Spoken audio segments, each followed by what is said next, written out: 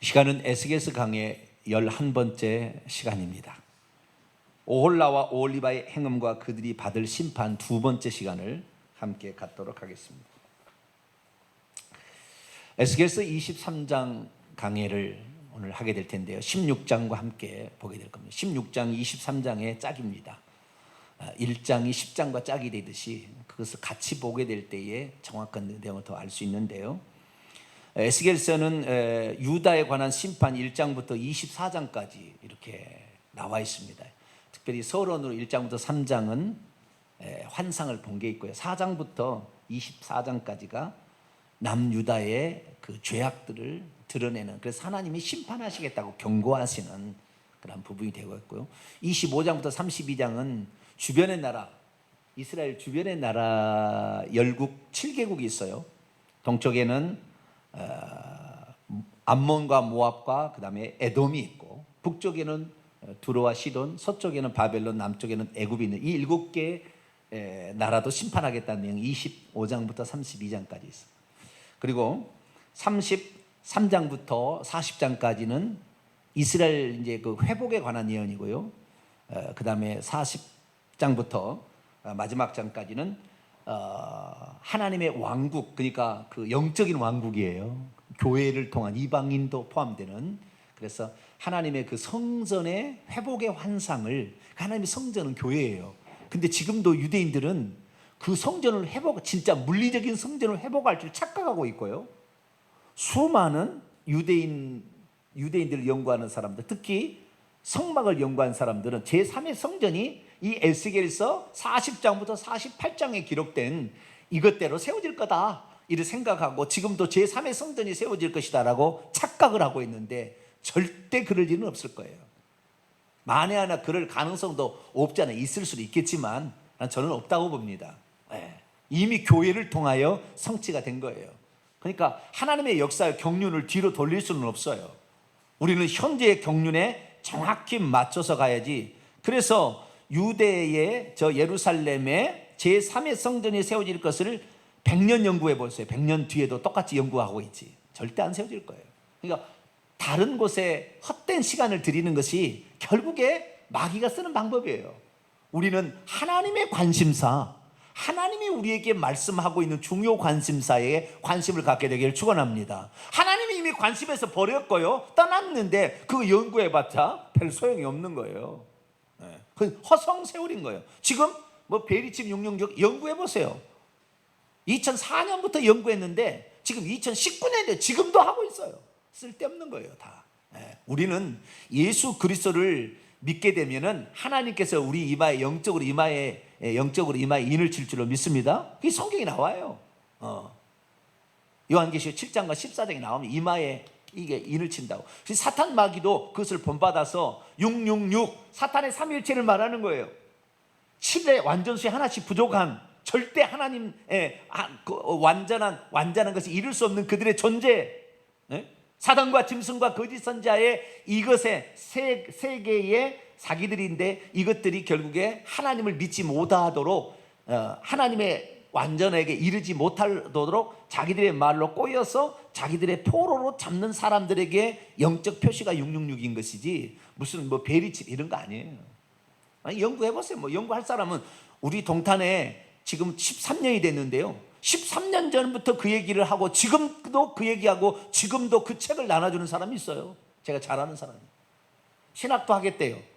그래서 신학을 하시든지 마시든지 나는 관심이 없지만, 그러나 한 번 잘못돼 빠지면은 우리는 헤어나지를 못하는데, 그래서요 이단들도 교묘하게 무슨 방법을 쓰는데요, 그 이단들이 쓰는 법이 알레고리예요.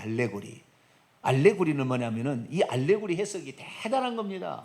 대단한 건데요, 이것은 무엇이다라고 암호화 그 기호를 암호처럼 해독해 나가는 방법인데 그럴싸합니다. 그게 속아 넘어가게 되는데, 그런 것들을 잘못해서 가면 이단 되는 거예요. 그래서 알레고리 우리가 안 하는 건 아니지만 알레고리도 조심해야 돼. 나중에 자세히 한번 다루겠습니다. 그런데 오늘 우리가 보게 될 23장은 24장에 이제 끝나는 거예요. 24장에 남유다가 멸망당해요. 그래서 이제 그 남유다의 멸망의 원인이 어디에 있는지를 하나님께서 에스겔에 설명해 주는 거예요. 에스겔이 부름받았던 나이가 30살인데 30살 때가 BC 572년 573년 그경이에요. 그리고 5년 뒤에 남유다가 멸망, BC 587년 6년 이 근방에 나라가 멸망합니다. 남유다. 그러니까 5년 동안 이 4가지 이상의 행동 예언을 하면서 말을 못하게 해요. 하나님께서. 왜? 심판을 이제는 더 이상이 돌이킬 수가 없다. 그래서 우리가 하나님께서요 우리에게 회개를 외칠 때 빨리 회개해야 돼요. 하나님은 그 기간에 어떤 한도가 있어요.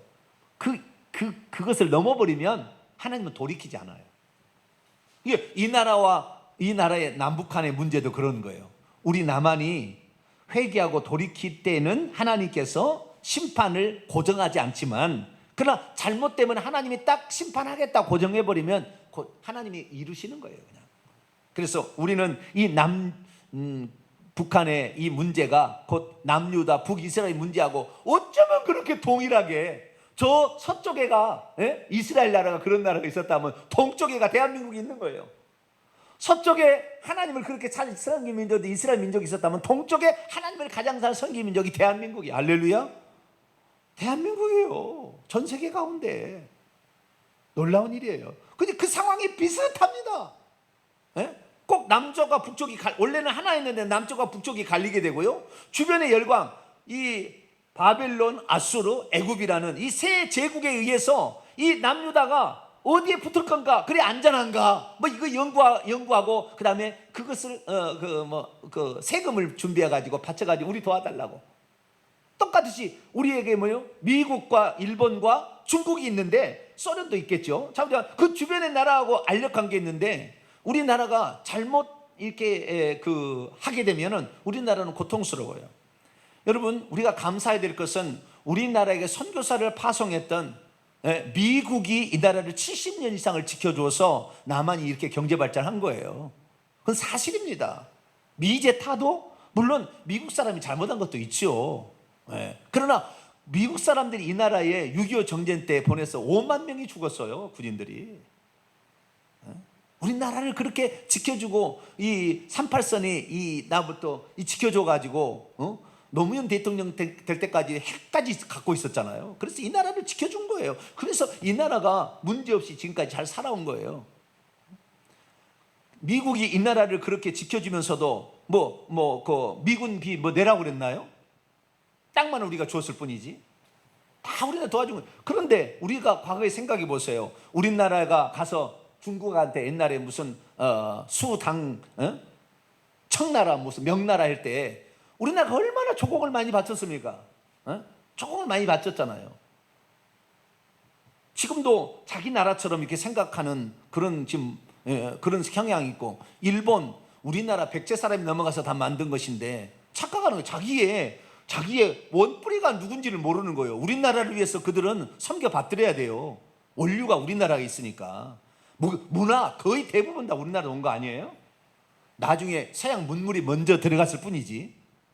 그런데 그들은 착각해서 독도가 우리 땅이라고, 아니 자기 땅이라고, 다케시마가 자기 땅이라고 막 그렇게 하는데 역사가 다 증명해주고 있는 것을 무슨 말도 안 되는 것이 뒤집어 버리려고 이렇게 하는 어리석음이 있는데요. 일본 저러다가 어느 날 침몰당할 수 있어요. 회개해야 돼요. 일본도 회개해야 됩니다. 근데 어쨌든 이 주변의 열강에 그 놓여 있는 한 국가, 이 국가의 모습이 영락없이 북이스라엘과 남유다가 꼭 북한과 남한의 형편하고 비슷하다는 거예요. 그래서 우리나라의 장차 미래에 우리가 누구를 의지할 것인가? 우리가 지금 어떤 나라를 의지할 것인가? 이제는 미국마저도 뭐요? 국방비 내놔라, 우리 지켜준 내놔라 지금 그러잖아요. 엄청나게 많은 무기 팔아먹고 있잖아요 지금 우리나라에. 실속을 다 챙기고 있다 그 말이에요. 이제는 미국도 그런 나라가 됐어요. 이제는 우리나라는 우리가 지켜야 돼. 할렐루야. 우리가 지켜야 돼. 그런 때가 됐어요 벌써. 지혜롭게 해야 되는데 이 잘못해서는 안 돼요. 그래서 하나님을 의지해야 되는데 하나님을 믿는 대통령이 될 수 있도록 기도를 하셔야 돼요. 우리가 하나님을 의지해야 돼요. 역대 대통령이 있었으나 하나님을 믿는다고 했으나 장로라는 직책가 있었으나 하나님을 의지하지 않았어요. 저는 진짜 하나님을 잘 믿는 사람이 이 나라의 대통령이 된다면 참 좋겠다, 그런 생각을 개인적으로 해봅니다. 뭐 국가의 미래의 문제를 우리가 임의로 할 수는 없고, 그러나 그런 생각을 갖고 나가야 되겠죠.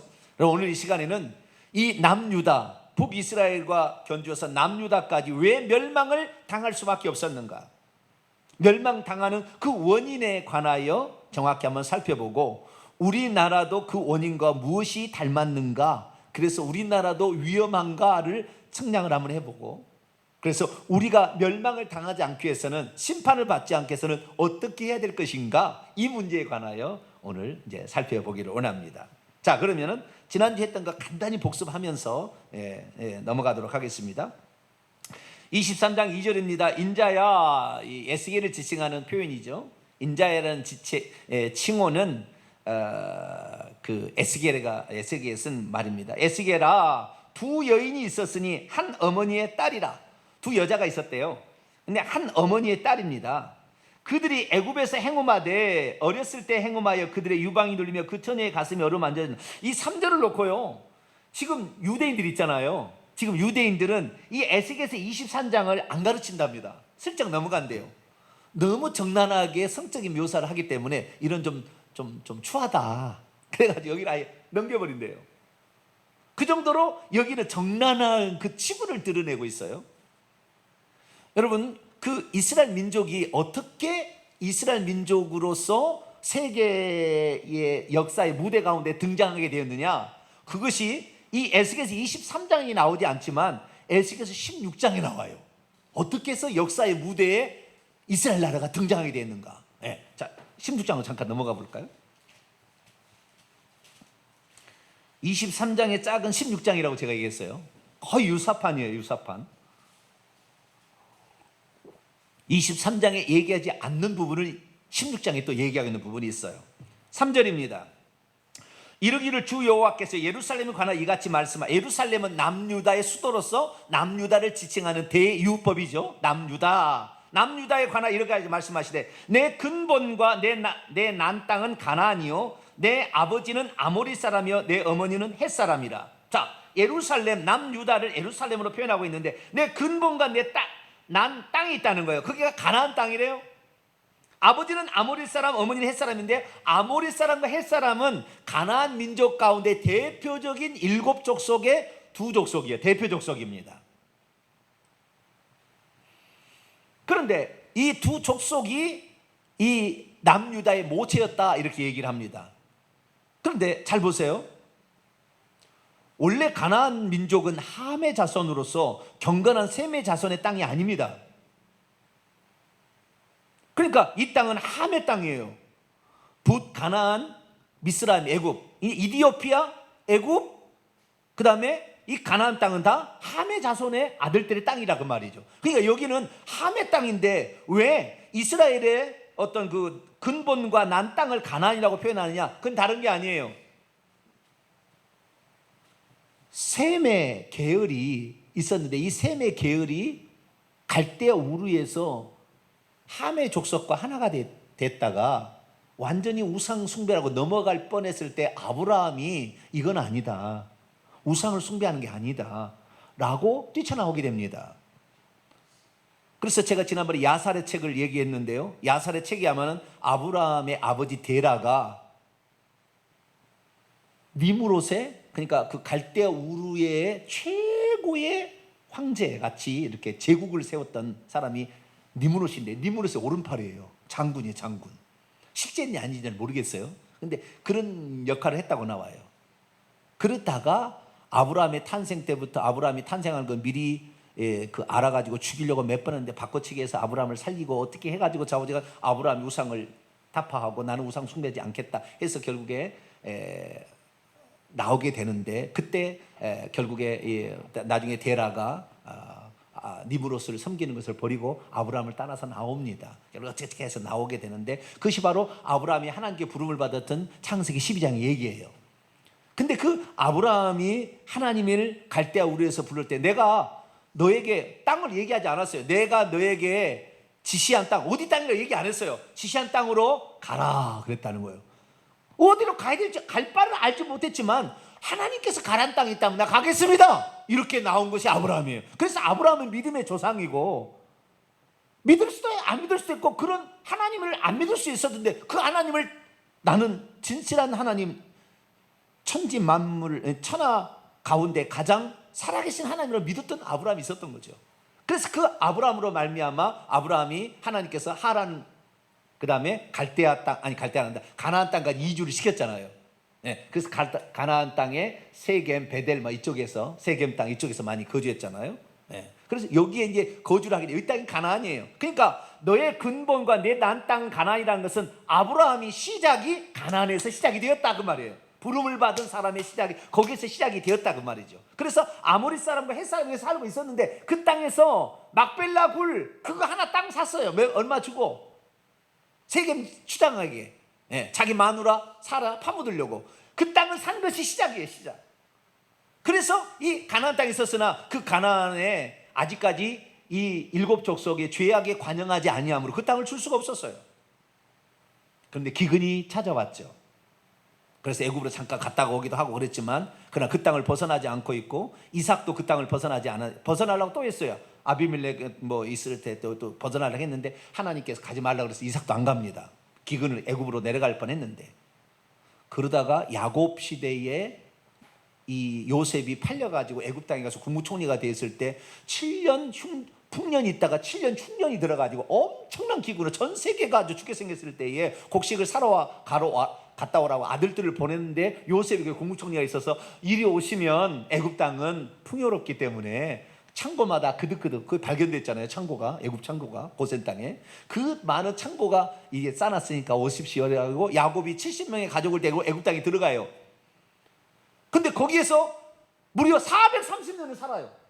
그 빨리 나와야 되는데 못 나오고, 430년 하는데, 처음에는 요셉을 알았던 황제가 이 유대인들 셈 족속을 도와줬는데, 나중에 이 함의 족속들이 다시 이집트를 지배함으로 말미암아 셈족 계열인 이 히브리인들을 아주 힘들게 합니다. 제도를 만들어서 노예를 만들어요.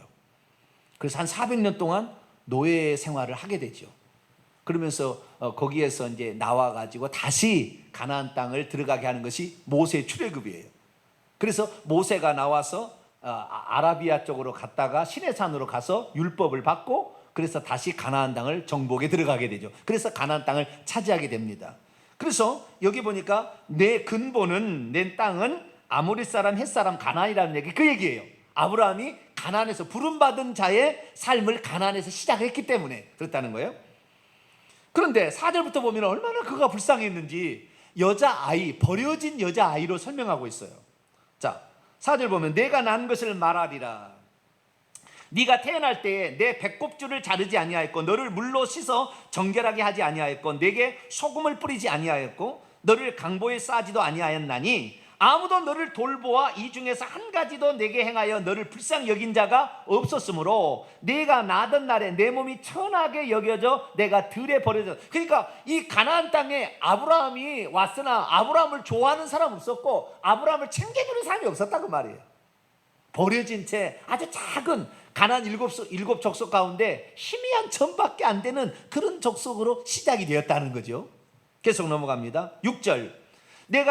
내가 여호와께서 내 곁으로 지나갈 때 내가 피투성이가 되어 밭이 닫은 것을 보고 내게 이르기를 너는 피투성이라도 살아있으라. 다시 이르기를 너는 피투성이라도 살아있으라 하고, 내가 너를 들에 풀같이 많게 하였더니, 자, 들에 풀같이 많게, 피투성이라도 살아있으라는 것은 굶주려 가지고 이제 먹을 것이 없으니까 가나안 일곱 족속에 구할 수도 없고, 그래서 어떻게 발버둥을 치다가 애굽 땅에 들어갔다 그 말이에요. 그래서 7절, 내가 너를 들에 풀같이 애굽 땅에 들어가서 430만 명처럼 많게 하였더니 내가 크고 자라고 심히 아름다우며 유방이 뚜렷하고 내 머리털이 자랐으나 내가 여전히 벌거벗은 알몸이었다.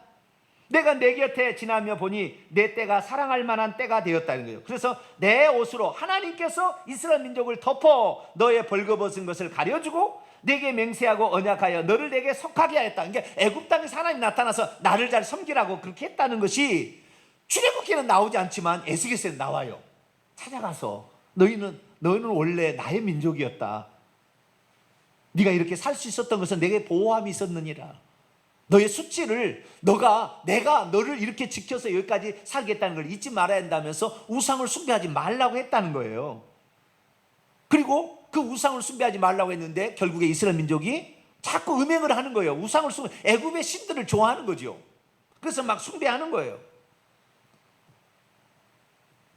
9절, 내가 물로 내 피를 씻어 없애고, 그래 죄를 지어도 용서해주고, 내게 기름을 바르고 수놓은 옷을 입히고 물돼지 가죽신을 신기고 가는 배로 두르고 모시로 덧입히고 폐물을 채우고 팔고리를 손목에 끼우고 목걸이를 목에 걸고 코고리를 코에 달고 귀고리를 귀에 달고 화려한 왕관을 머리에 씌웠더니, 이와 같이 내가 금과 은으로 장식하고 가는 배와 모시와 수놓은 것을 입으며 또 고운 밀가루와 꿀과 기름을 먹음으로 극히 곱고 형통하여 왕후의 지위에 올랐느니라. 내 화렴으로 말미암아 내 명성이 이방 중에 퍼졌으면 내가 내게 입힌 영화로 내 화려함이 온전함이나 나뉘어요. 그러니까 이 애굽 땅에서 나올 때부터 은금폐물을 가져다가 죽여버리려고 했으나 살려줘서 은금폐물을 출애굽 때 내주겠잖아요. 애굽 사람이. 그걸 가져와 가지고 결국에 그것으로 하나님의 성막을 만들어야 되는데 뭘 만들어요?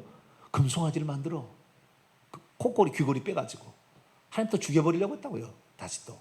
근데 모세가 하나님 당신의 백성을 여기서 죽여버리면 그 인도할 신은 능력이 없어서 그렇다고 하나님 이름이 먹칠을 당하는데, 그러니까 아니지 그러면은 아니지 그래가지고 살려주는 거예요. 그리고는 신의 산에서 계약을 체결하죠. 이제라도 다시 묻는다. 너희들은 나만 섬기겠느냐? 이게 십계명이에요. 이스라엘 민족이 예, 우리가 그렇게 하겠습니다. 왜냐하면 지금 죽을 위험에 처해 있으니까 지푸라기라도 붙잡듯이 그렇게 얘기를 한 거지요. 그래서 섬긴다. 이것을 어떻게 하냐면 이것을 결혼 관계로 표현합니다. 이게 이스라엘 민족이 가나안 땅 아브라함 때 태어났다가 애굽으로 가서 번성에 잘 자라서 유방도 나오고 좀 번성에 청년이 되었다가 시내의 산에 나와서 결혼했다는 거. 하나님만 섬기기로.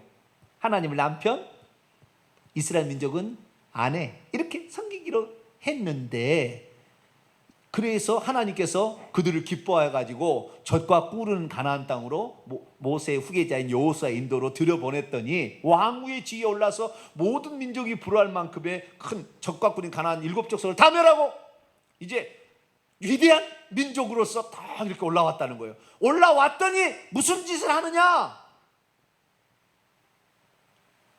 이거예요, 이거. 높여줬더니, 이 나라의 민족을 잘 살게 해줬더니 이 예수 믿는 것들이 뭘 하느냐? 이거예요, 주님이. 너희들이 그렇게 가난해서 조선 말기 이 세상에 가장 못 사는 나라, 전 세계에서 그런 나라를 잘 살게 해줬더니 어떻게 되었느냐? 이거예요, 지금. 순전히 거짓된 교리에 넘어가가지고 이 나라가 교회 앞으로 30년 문 닫을 거예요. 자식들이 교회 안 나오니까.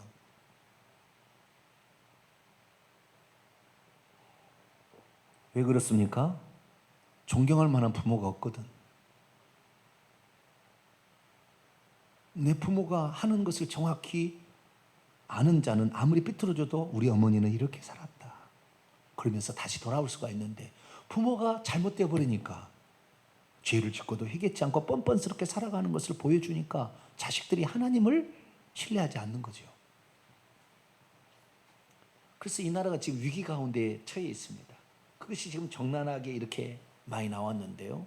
잘 살게 해줬더니 하는 게 뭐냐면, 잘 살게 해줬더니 두 가지를 한 거예요. 두 가지. 이것이 북이스라엘과 남유다의 멸망의 원인입니다. 첫째, 하나님만 섬기라고 하나님께서 예배 장소를 마련해 줬는데 그것이 남유다의 예루살렘의 성전입니다. 하나님만 섬기라고 섬길 수 있도록 성전을 만들어요. 성전을 만신전으로 만들어요. 성전 벽에다가 온갖 아수르, 바벨론 지역의 우상들의 그림을 그려놓고 거기다가 이 제사장들이 향불을 피우고 거기다 기도를 드리는 거예요. 그리고는 또 하나님도 섬기고. 이렇게. 그래서 이 하나님의 성전에 온갖 잡신들이 다 들어오도록 만들어서, 교회도 다 타락해서 온갖 잡신들, 다른 종교에 있는 것을 다 수용해가지고 교회가 타락해져. 이게 중세예요, 중세 시대. 교회가 그렇게 핍박당하고 고난을 당할 때는 하나님 잘 섬기든지, 313년 기독교 공인 이후로 500년 넘어가게 되면 이제는 이 교황 제도를 만들어 가지고 378년에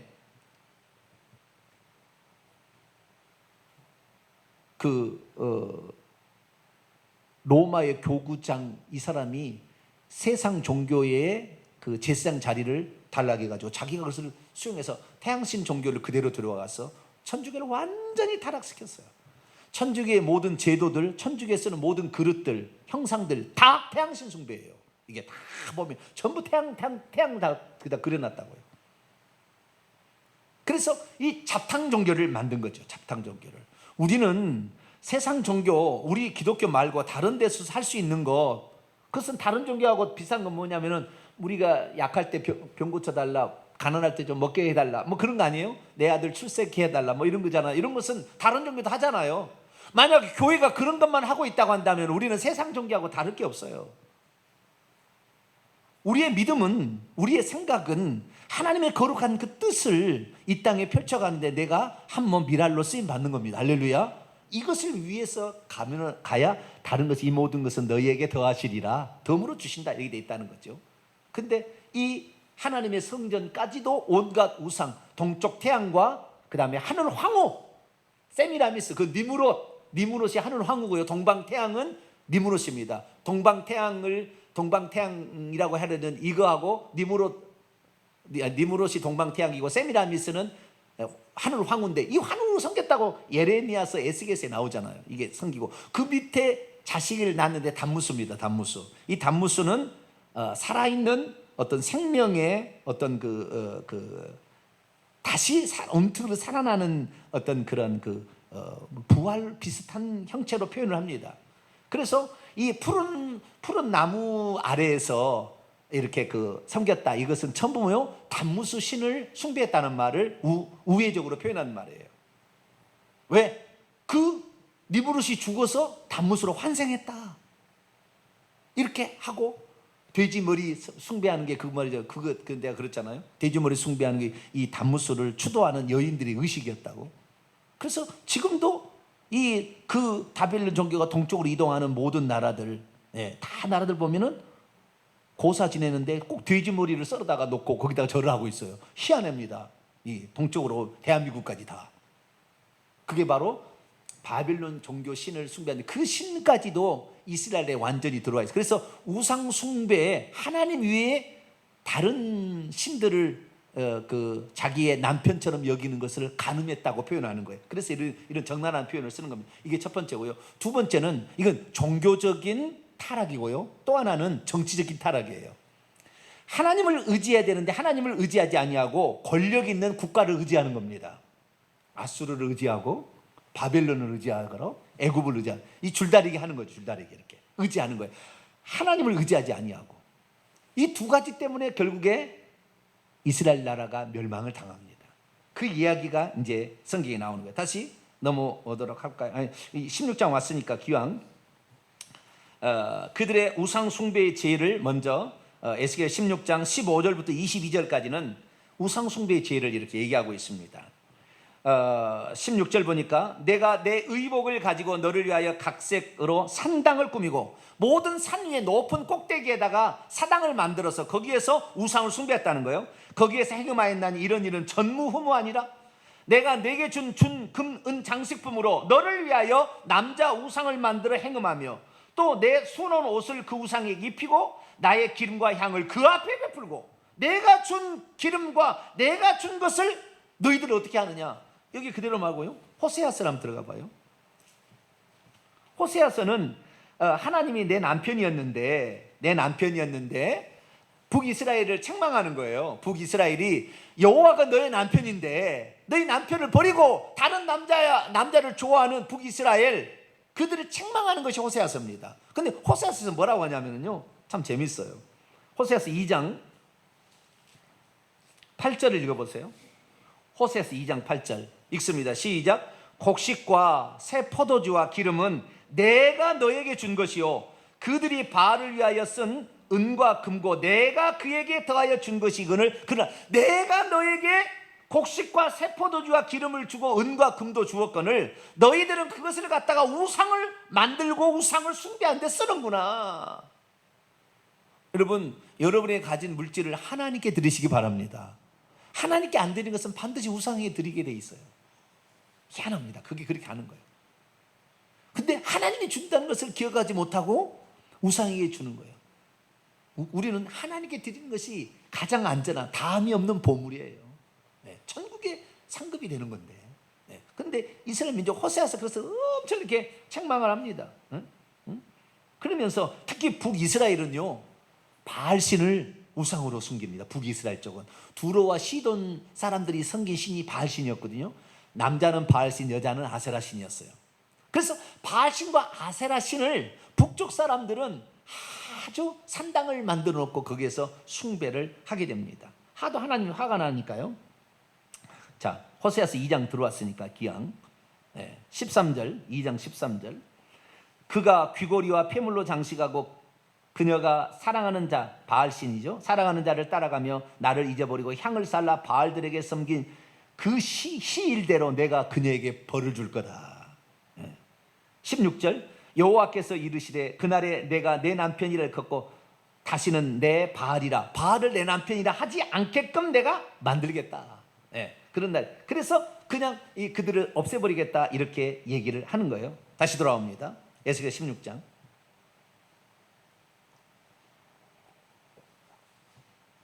그래서 19절. 내 음식물 고운 밀가루와 기름과 꿀을 다 이렇게 주었는데 너희는 그들 기억하지 못한다. 가장 하나님이 화를 나게 하는 20절이에요. 내가 나를 위하여 낳은 내 자녀들을 그들을 데리고 가서 드려 제물로 삼아 불산나니라. 이방신을 섬기는 것까지는 그래도 좋은데 심지어 아무 말을 할 수 없고 대항할 수 없는 어린 아기들을 우상신에게 제물로 바쳐요. 제물로 태워서. 몰렉신, 몰록신 이런 거 있잖아요. 밀곰.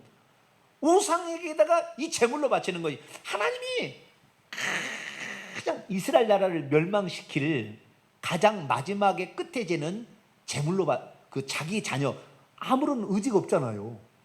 천국 갈 수 있는 자녀를 지옥 갈 자식도 만드는 거잖아요. 하나님이 제일 분노하세요. 이게. 이 북이스라엘은 뭐 그런 것이 비일비재했는데요, 남유다도 그걸 따라갑니다. 남유다도. 오홀라가 북이스라엘의 지칭하는 이름이라 한다면 오홀리바는 남유다를 지칭하는 건데, 북이스라엘 하듯이 남유다도 그대로 따라갑니다. 그래서 하나님께서 화를 엄청 내세요. 근데 언제 그랬느냐? 열왕기상 16장에 나와요. 열왕기상 16장 봐봐요. 처음 이렇게 하기 시작합니다. 아하스 왕이 그 일을 시작합니다. 열왕기하 16장.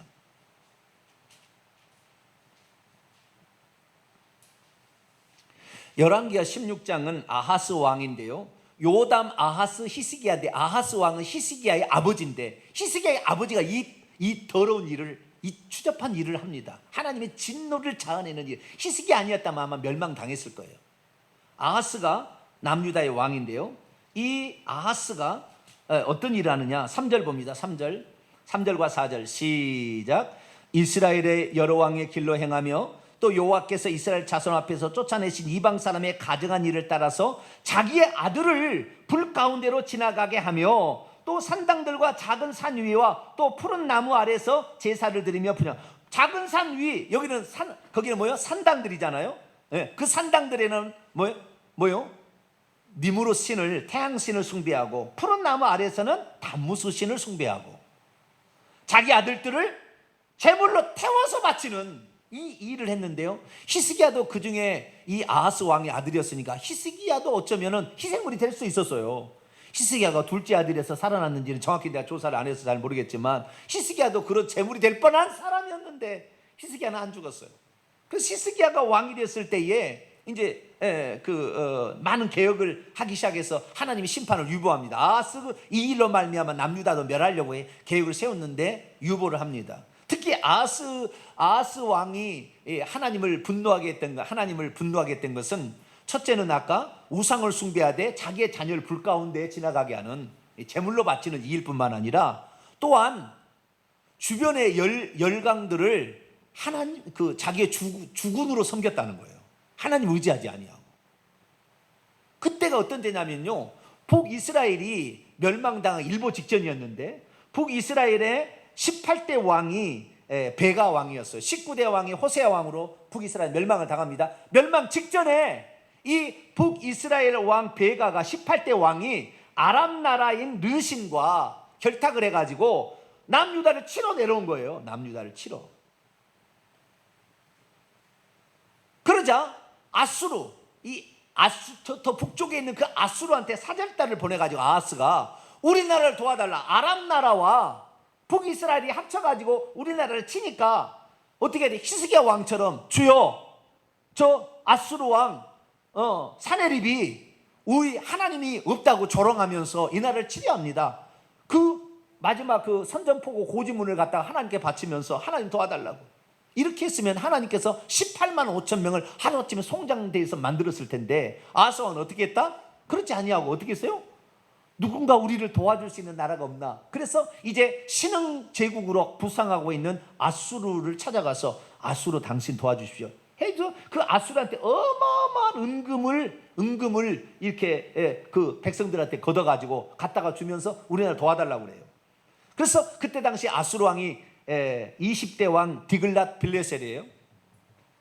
디글랏 빌레셀. 21대 왕이 살만에셀인데 살만에셀 때 호세아 왕이 북이스라엘 왕이 그때 살만에셀이 북이스라엘을 멸망시킵니다. 아람도 죽여 없애버리고 북이스라엘도 없애버리는 왕이 이 지금 티글랏 빌레셀의 아들 살만에셀이에요. 근데 그 티글랏 빌레셀 왕이 가가지고 우리나라 도와달라고 그래요. 그래서 이 다메섹에 있는 다메섹이란다. 그 아수르 나라의 니느웨, 아수르 나라는 수도 니느웨잖아요. 그쪽에 가서 도와달라고 해가지고 진짜 이 북이스라엘을 그때 남유다를 도와줘가지고 남유다가 멸망을 안 당합니다. 그런데 그때에 아람 나라의 수도인 다메섹을 정복을 합니다. 그래서 축하하는 의미로 아하스 왕이 이 티글랏 빌레셋 왕을 만나러 어디죠? 다메섹으로 달려가요. 다메섹으로. 그 다메섹에 가가지고 그 왕을 아련하면서 고맙다고 이렇게 하는데 그때 그 다메섹에 이 아람 사람들이 만들어놓은 제단이 있었어요. 제단이. 그 제단이 있었는데 제단을 어마어마하게 멋있게 만들어놨거든. 그러니까 그 제단을 그림을 그려요. 그림을 그려가지고 당시에 제사장한테 보냅니다. 우리 제단 성전에도 이것을 만들어라. 이렇게 멋있는 제단이 있어요. 이것도 만들어라. 그래가지고 원래 번제단을 치워버리고 아람 나라의 신들을 섬기기 위해서 만들었던 다메섹 제단을 성전에다가 만드는 왕이 누구예요? 아하스 왕. 이 아하스 왕 때 끝내버릴 뻔했어요. 히스기야 왕이 회개치 않았고 그랬다면 끝날 뻔했어요.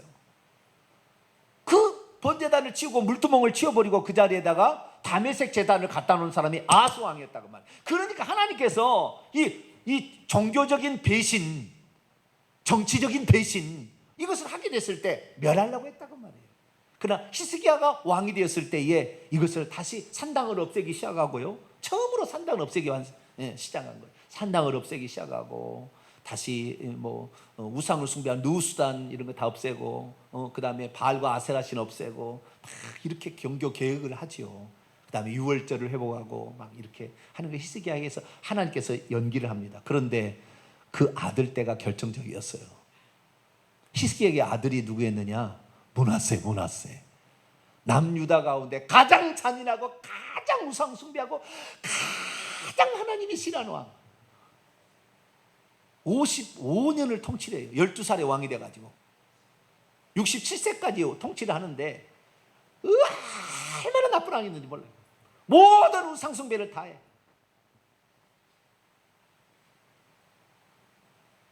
그래가지고 하나님께서요 이 므낫세 때 끝내버리려고 했는데 성경에 나와요. 히스기야의 기도가 있어서 내가 그에게 불쌍히 여기겠다. 그래서 하나님께서 아수르 있잖아요. 아수르 왕. 자, 역대하 33장을 볼까요?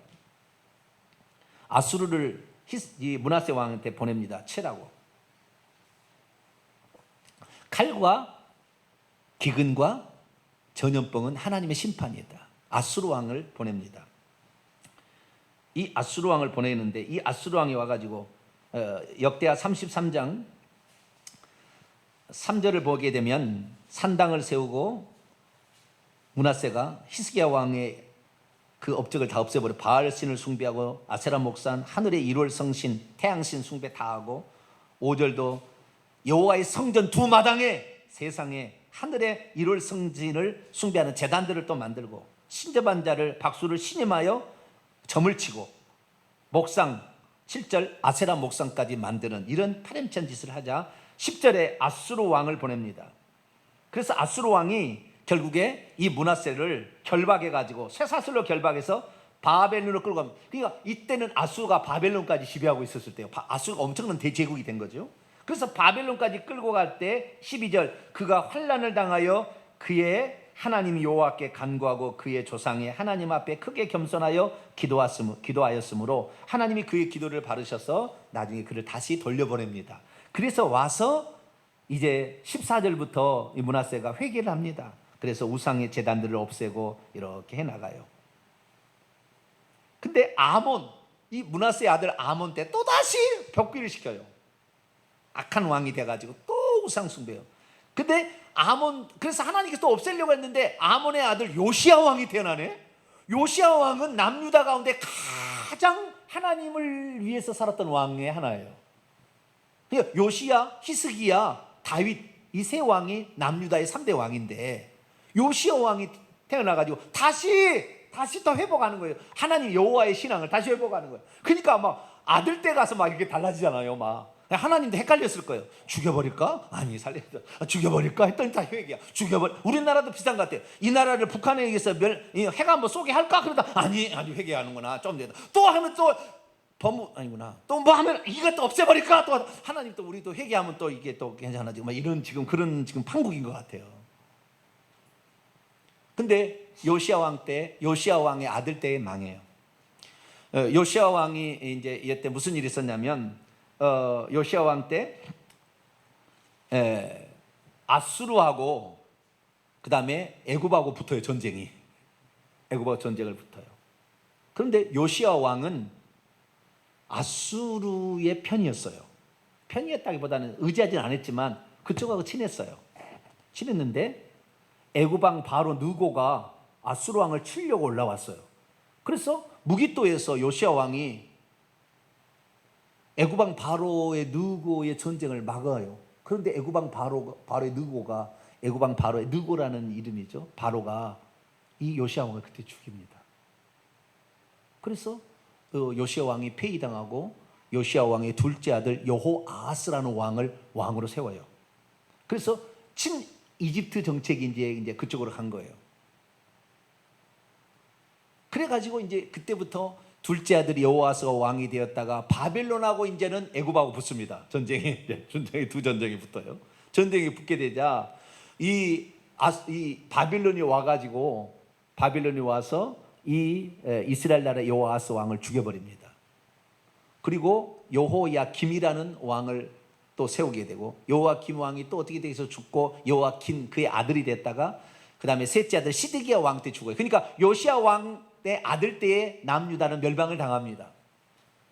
그래서 그때 당시에 아수르를 의지했다가 애굽을 의지했다가 바벨론을 의지했다가 막 이런 거예요. 그래서 성경은 뭐라고 얘기했느냐? 네 남편이 자꾸 변했다 이렇게 얘기하는 거예요. 네 남편이 아수르 했다가 바벨론 했다가 애굽 했다가 자꾸 변한다는 거예요. 그게 바로 이제 나오는 거예요. 오늘 자 에스겔 16장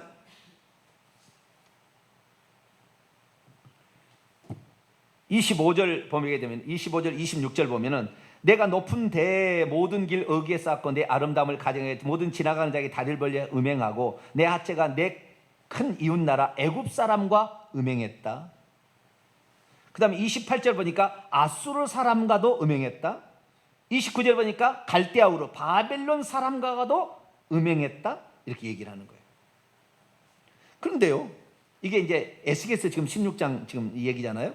그런데 하나님께서 남유다가 더 하나님이 멸하려 하는 얘기가 뭐냐면, 북이스라엘은 성전이 없었잖아요. 남유다에 예루살렘에 성전이 있었고 북이스라엘 없었으니까 이 여로보암이라는 북이스라엘을 세운 10개 지파를 갖고 되는 사람이 애굽에 가서 송아지 우상을 숭배했던 송아지를 갖다가 베델과 단에다 세워놨잖아요. 그래서 우상을 숭배하니까 경건한 사람들은 어디 가서 못 가니까 산에 올라가서 하나님 우상을 섬기던 산당에서 하나님 신앙으로 바꿔서, 그래서 갈멜산도 그 중에 하나의 그 산당이었어요. 하나님을 섬기는 자였는데 이 이세벨이라는 여자가 아합 왕의 시집을 와가지고 전 북부를 아합 그 바알신 숭배로 만들어서 그때 그 하나님을 섬겼던 그 개인 그 단들을 허물어뜨렸습니다. 그래서 갈멜산의 제단이 허물어졌어요. 12 그래서 지파의 돌을 다시 쌓고 엘리야가 거기에서 하나님을 불러서 바알과 아세라 신원의 제사장들을 없애는 사건이 거기 나오거든요.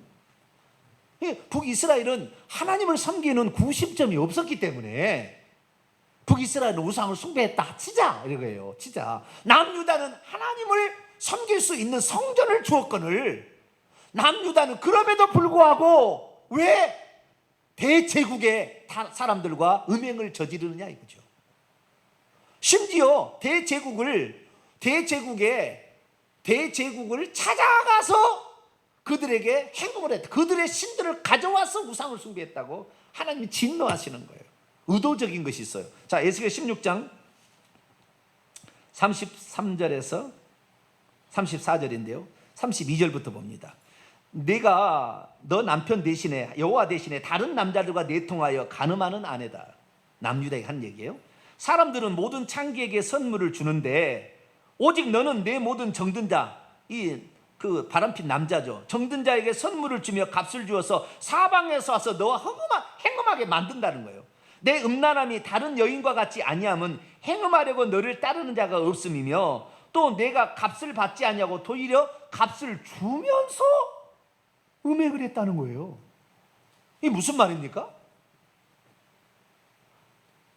밖에 있는 멋있는 사람들이 와서 유혹을 해서 넘어갔다고 치자 그러는 거예요. 근데 그게 아니라 남유다 백성은 어떤 남자가 멋있나 그러고 가서 그들을 일부러 찾아가서 나와 행음하려고 돈 주고 행음을 했다는 거예요. 돈을 받고 행음한 게 아니라. 그러니 하나님께서 이 민족을 안 멸하겠어요? 그래서 멸해버린다는 거예요. 자, 에스겔 23장 나옵니다. 이제 결론 내야 돼요 오늘.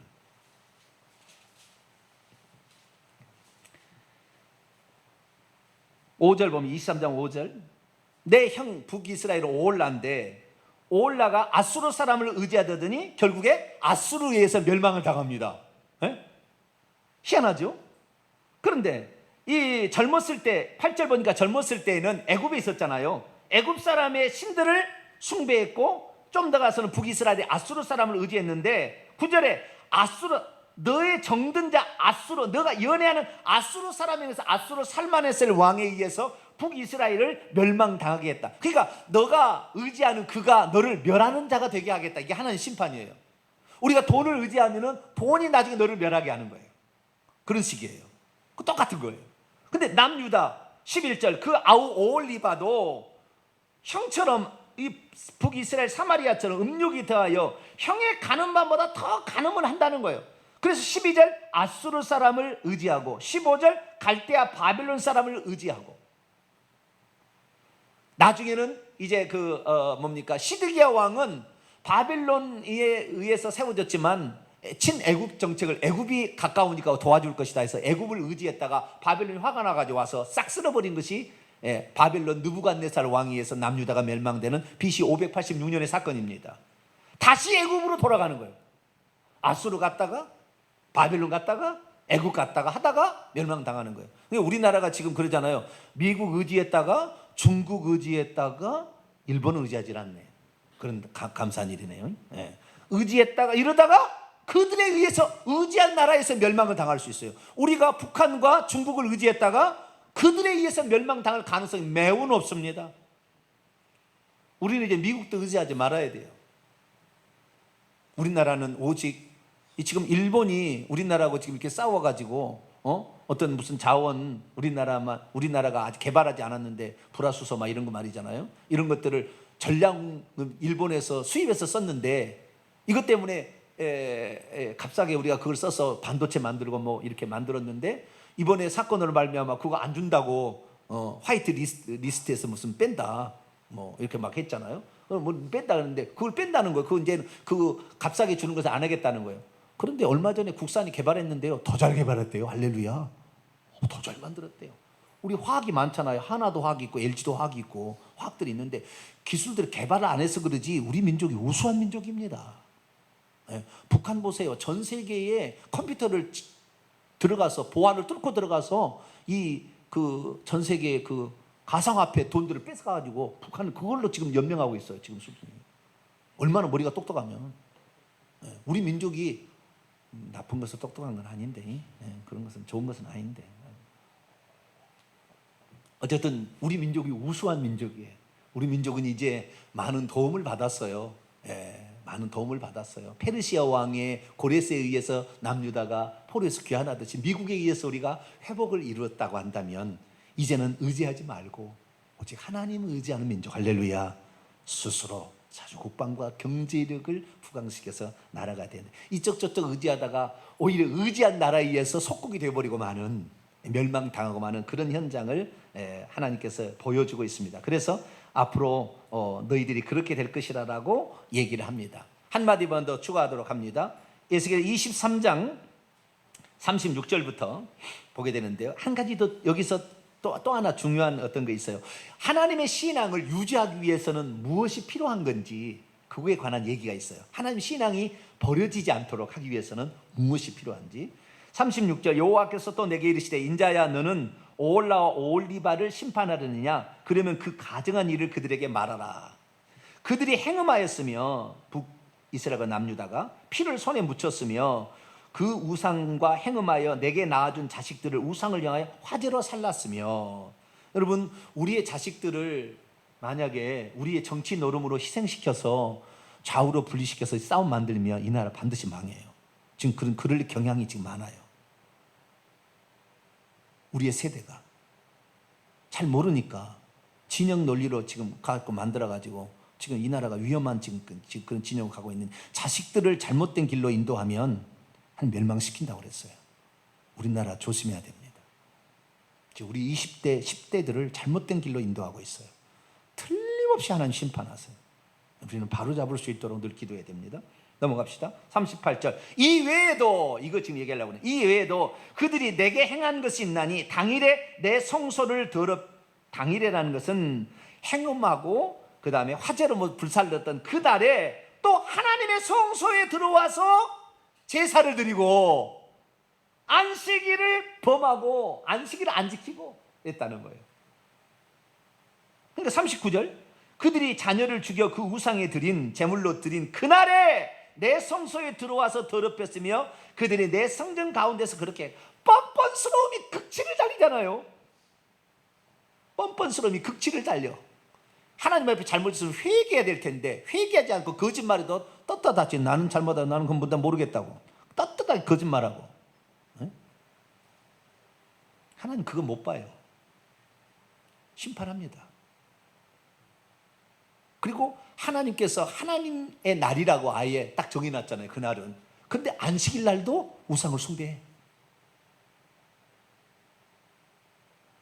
끝내는 거예요.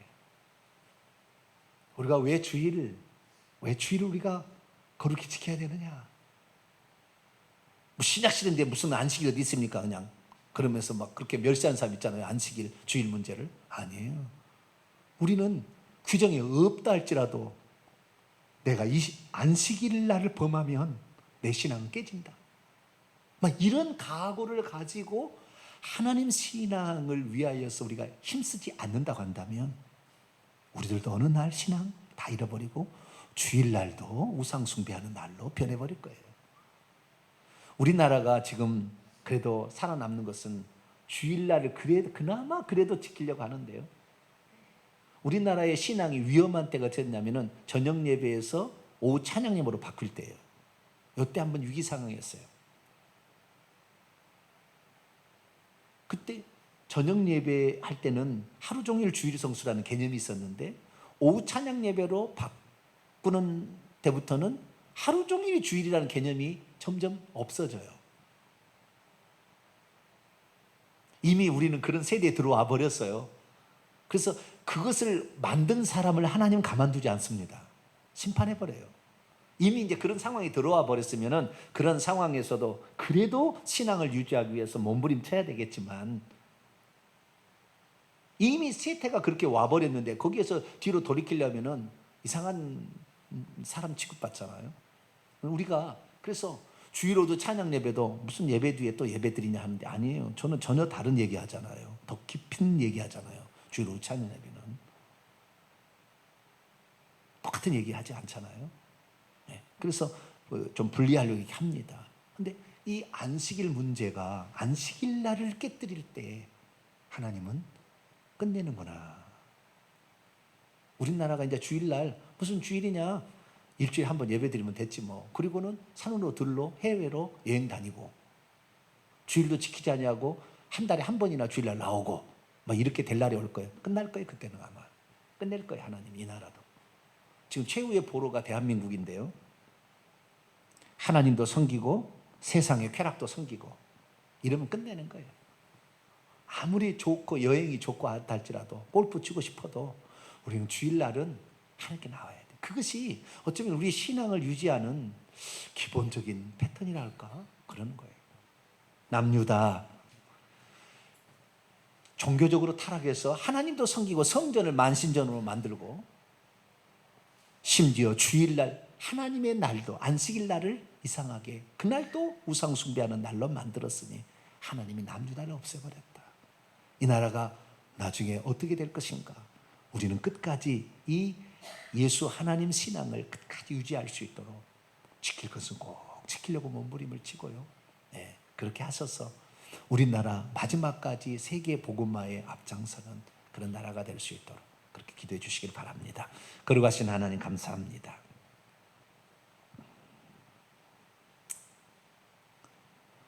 모든 역사는 반복이 되는 것인데,